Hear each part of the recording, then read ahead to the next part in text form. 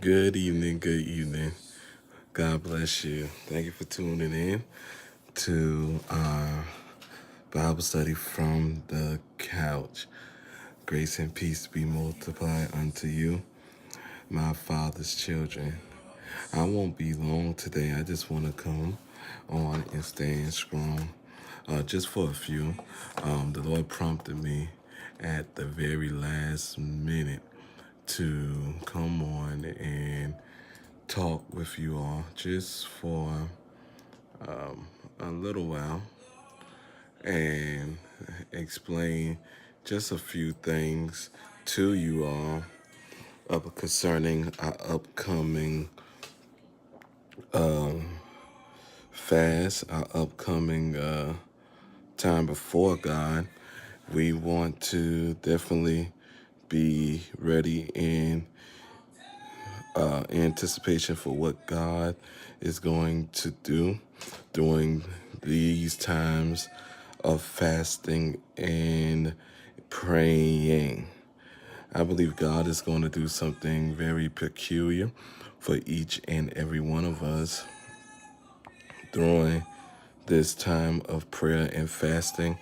Again, our holy consecration is coming up, and it is the 8th through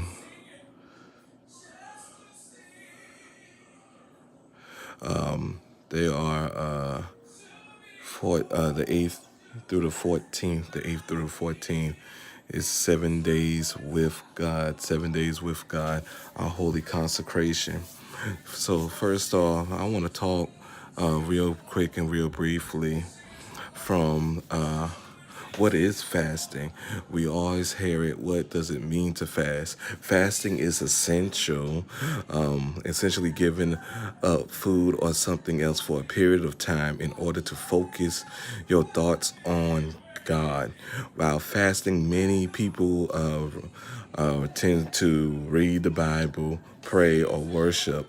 Fasting is found throughout the Bible, throughout the Old Testament, the New Testament of the Bible over 50 times. This was founded over 50 times.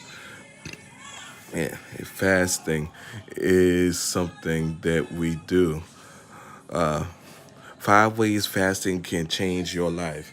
5 ways fasting can actually change your life is one, fasting in prayer can help us hear from God. Can I say that again? Fasting in prayer can help us hear from God.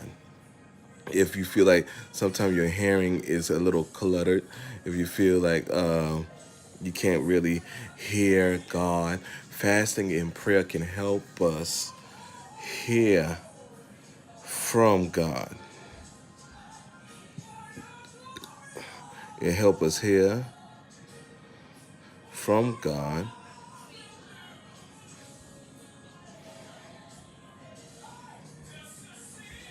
Give me one moment. Fasting, let us hear from God. Fasting and prayer can reveal our hidden sins. It reveals things in us. It reveals things that we thought that is not there. It reveals the hidden things. Fasting and prayer can strengthen the intimacy with God. During these times, we can find ourselves more intimate with God. We can find ourselves in a place where God will get the glory out of our life. Fasting, we can get more intimate with God. We can get in that place where we can hear God clearly. We can commune with God. We can get instructions from God. Fasting and prayer not only help us with our intimacy with God, our relationship with God, but it help teach us how to pray the right motives. Because sometimes, if you really be honest, some of us can pray the wrong motives. Some of us can pray the wrong things. But fasting and prayer can help us crucify our flesh and say, not our will, but thy will. Help us to pray effectively. It help us get in a place where we seek God presence, seek God instructions, hear God clearly. Fasting can also help build up our faith. Fasting can help build our faith to the point where we can believe and know that God is going to do what he said he will do. It's a faith builder. Not only does fasting and prayer help us focus on God, but through that time, it brings us closer to Him and change our hearts.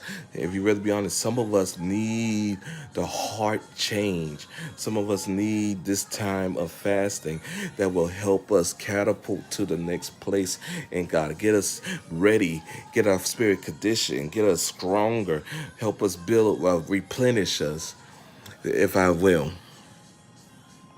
Nows and little, right?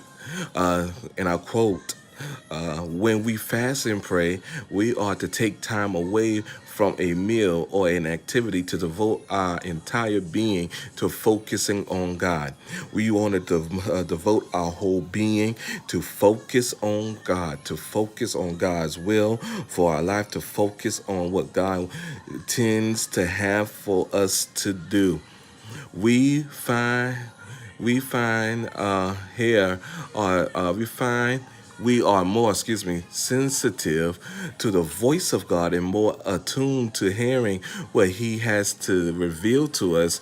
Gently, God whisper in our minds, in our souls, what we were really thinking at the time of our sin, what our true intent was, and we will be shocked.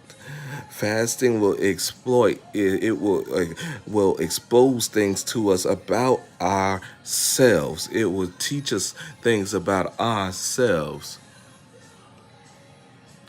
Now there's a wrong way of fasting, because some of you, fasting is not being broadcast. We don't want to broadcast to everyone that, oh, I'm fasting, I'm doing this. Some of us can broadcast it to the point where we want to get accolades or get recognition or get some type of prestige that we are fasting. Fasting is a sacred act of worship. Okay, fasting is a sacred act of worship. Now, I want to deal with this part here. Bear with me.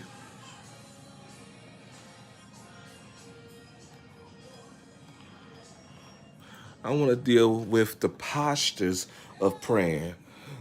The posture of prayer. There are a few postures of prayer I want to deal with. Number one is bowing. Bowing is a physical expression of honor and allegiance. It's the act of bowing is associated with worship. Even just the bowing of our head communicates to our minds that we're addressing the one to whom we have pledged our complete loyalty to. When the Lord came down in a cloud around Moses on Mount Sinai, Moses made haste to bow low towards the earth and worship. That is Exodus 34 and 8. King David, centuries later, said, "As for me, I will bow down in reverence for you." Psalms 5 and 7. Bowing is an appropriate posture of prayer. The second one is kneeling. Kneeling, many other biblical reference speaks of dropping to our knees in prayer. Solomon momentum prayer at the dedication of the temple was given while he knelt down in front of the entire congregation of Israel. That's found in 2 Chronicles 6 and 13. Daniel, even at the risk of death for defiling the king's order against praying to anyone other than, you can bring her, other than, y'all, my daughter is coming. Come on. My daughter is coming to join me as I teach. Thank you. Hey, mama. Y'all, my daughter's here, y'all. Say hi. Say hi. Y'all, she loved the camera.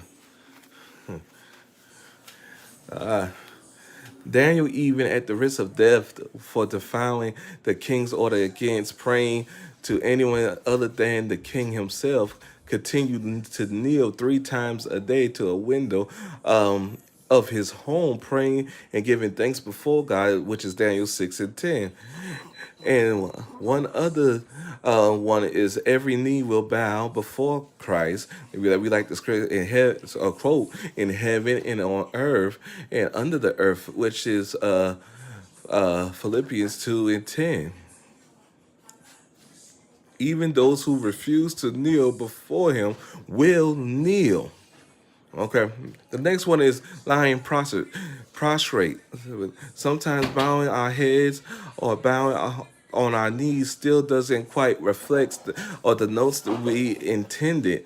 Where in Ezra, y'all, she is looking at me. Hey, mama. In Ezra, the priest gave an morning public reading of the law, followed and worship the Lord with their faces to the ground. Nehemiah 8:6. Jesus' agony in the Garden of Gethsemane before his torture and death fell on his face to pray. Matthew 26:39. When John later glorified form as described in the apostles' revelation on the island of Patmos, he admitted he fell at the feet of the dead man, fell at his feet like a dead man, totally prostrate before the power of, okay, mama, the power of God. The next one is the lifting of does, but the Bible does talk about raising our hands. The lifting of our hands as, what is you doing? What is you doing, mama? Okay. Y'all, she's here with me, y'all. Bear with me. I got a special guest. Okay, mama. Okay, mama. Okay. Okay. Okay. I'm gonna have to cut this short, y'all. If